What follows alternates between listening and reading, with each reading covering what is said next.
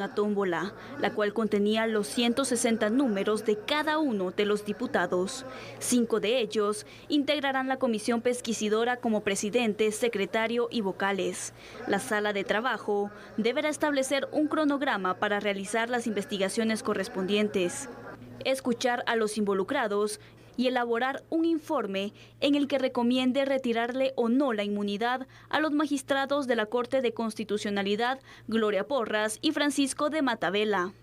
Bueno, ahora tendrán ellos que conocer el expediente con las diligencias de antejuicio, buscar ahí, hacer las indagaciones, informarse, hacer las averiguaciones pertinentes para poder emitir un dictamen y decir si es viable o no el retirar el antejuicio, y luego esto pasará al Pleno para ser aprobado o improbado.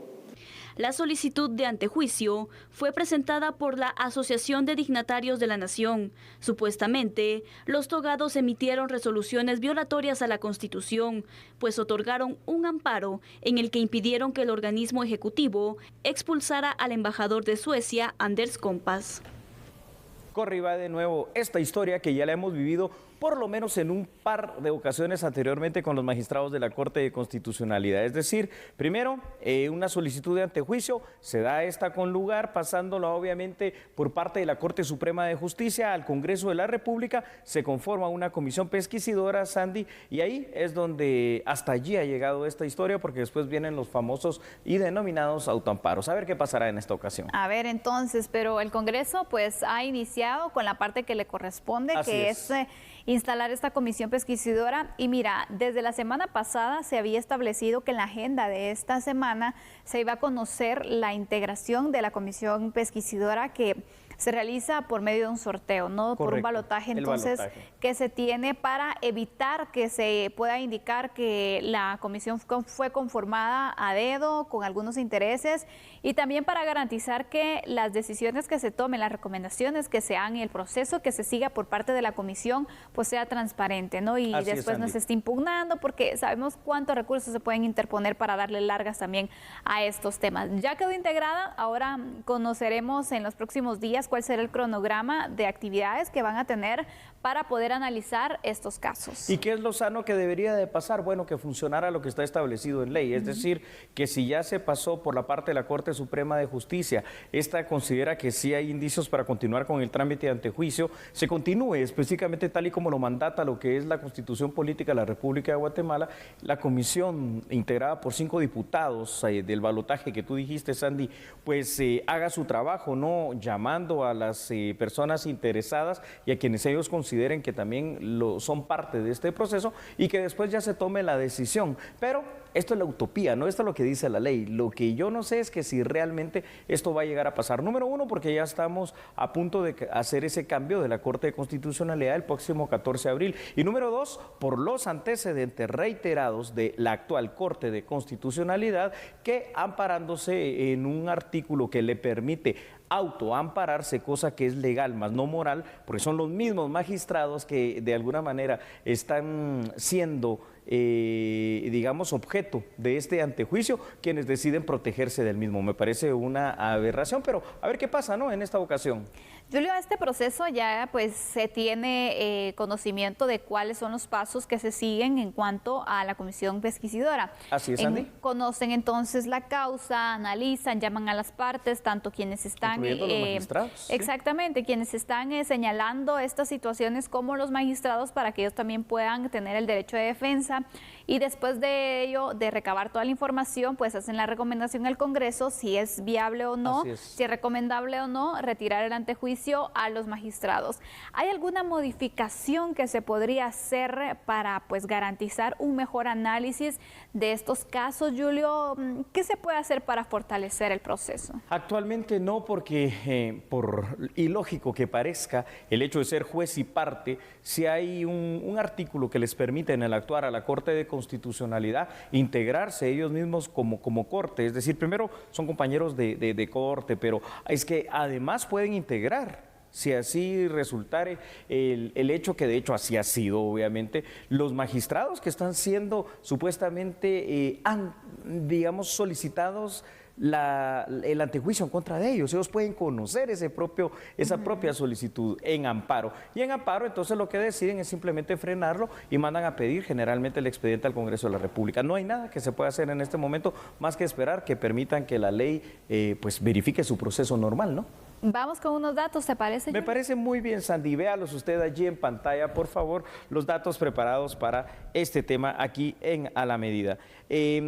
En el Congreso de la República, en sesión plenaria, eligió por sorteo una comisión pesquisidora que está integrada por 5 legisladores. Esta comisión tiene un plazo que va de entre 30 días mínimo a 60 días máximo para que conozcan el expediente, realicen las investigaciones pertinentes y también citen a los funcionarios que ellos consideren necesarios. Deberán analizar y deberán recabar, Sandy, las pruebas tanto de cargo como las pruebas de descargo de los magistrados constitucionales. La comisión, en este caso del Congreso, deberá elevar a la Junta Directiva del Congreso de la República un informe con sus conclusiones. Y en esta parte, ojo, Sandy, porque aquí hay que aclarar algo. El proceso dice que la comisión lo que hace es una pesquisidora, es decir, una investigación. Presenta un informe a la Junta Directiva del Congreso de la República. ¿A jefes de bloque también? Es correcto. Esta, a su vez, tiene que presentar este tema ante el Pleno del Congreso de la República y, en todo caso, ahí es donde se hace una votación, ¿verdad? Para ver con el informe y con las pruebas recabadas si se quita o no el derecho de antejuicio y, en todo caso, ya se le da vía libre al Ministerio Público si es que hay algún delito penal que investigar, que efectivamente eso es lo que causa esta situación del antejuicio, el poder hacer la investigación pertinente. ¿Qué recomendación se le podría dar a los integrantes de la comisión pesquisidora? Es decir, ¿qué se debe fortalecer, Julio, para poder pues garantizar un proceso o una mejor investigación en cuanto a el resultado de la recomendación que se pueda dar también? ¿Cómo se puede fortalecer este procedimiento? Un tip legal para trabajar como debe ser. Yo diría que, en todo caso, los integrantes de la comisión pesquisidora deberían de recurrir ante la Corte Suprema de Justicia, en este caso, no sé si de pronto en un amparo mismo, a efecto de que se les permita trabajar y que efectivamente se les ampare en el derecho de que puedan conocer esta causa como integrantes de una pesquisidora, es decir, de una investigación en contra de los magistrados que están siendo investigados. ¿Por qué? Porque al final de cuentas aquí en Guatemala es que nadie debe ser superior a la ley, máxime cuando eres un funcionario público y tienes aquella responsabilidad, y máxime cuando eres un juez de tan alta investidura como lo son los magistrados de la Corte de Constitucionalidad. Ahora, ¿qué va a pasar también? Recuerda que el próximo 14 de abril, pues esta Corte cambia, ¿no? Y uno de los 2 magistrados, precisamente, que en este caso está en este proceso de que si se le quita o no el antejuicio, pues va a dejar simplemente de ser magistrado y ya se despoja automáticamente esa investidura que tiene del derecho de antejuicio. Pero una de las magistradas que sí está en este proceso de antejuicio va a continuar integrando Corte como magistrada titular, y ahí es donde yo veo la dificultad, Sandy. Sin duda alguna, vemos entonces los pros y los contras también que se puedan ir teniendo. Pero vamos a ir ampliando los datos, ¿te parece? Me parece muy bien, Sandy, y aquí los tenemos precisamente en pantalla, estos datos. Existen 2 posibilidades. Si determinan que no hubo ningún indicio de hecho delictivo, el juicio político termina en ese momento y ahí el informe se eleva sobre esa situación. Caso contrario, entonces, la Junta Directiva del Congreso debe hacerlo de conocimiento del Pleno del mismo y proceder a la votación para que eventualmente se llegue a quitar el beneficio de antejuicio a través de una mayoría calificada, es decir, 107 diputados. Posteriormente se da pie para que las instituciones del sector justicia, en este caso el Ministerio Público particularmente, puede iniciar las investigaciones pertinentes junto con el apoyo de la Policía Nacional Civil y, en el caso más extremo, para solicitar inclusive una orden de aprehensión y el desaforo del cargo mismo si es que esto llegare a pasar. Entonces, al final de cuentas, esto es lo que mandata la ley. ¿Pero qué es lo que creo que va a pasar? Va a pasar exactamente lo que ha ocurrido anteriormente. Esto sí lo van a conocer los magistrados de la Corte de Constitucionalidad de una manera express para poder autoampararse, ¿verdad? Es la salida fácil, ¿no? Para ir concluyendo entonces, Julio, con este tema, es decir, el Congreso puede hacer su trabajo en cuanto a esta pesquisidora que se ha conformado la comisión, conocerlo en pleno, decidir entonces en un caso que decidan retirar el derecho de antejuicio en contra de estos dos magistrados de la CC, pero después el caso puede pasar a la misma Corte de Constitucionalidad, donde al final entonces la decisión o el resultado que obtuvo el Congreso pues podría no tener validez. Simplemente parece que el sistema de pesos y contrapesos de Guatemala ha encontrado efectivamente una parte porosa que debe cambiarse en algo que ya lo hemos dicho tanto, y esto para concluir el tema aquí en A la Medida. Tenemos que pensar efectivamente y rápidamente en una reforma por lo menos constitucional de lo que es el sector justicia, porque esto no puede pasar. Si de verdad queremos mantener un balance de poderes y queremos mantener una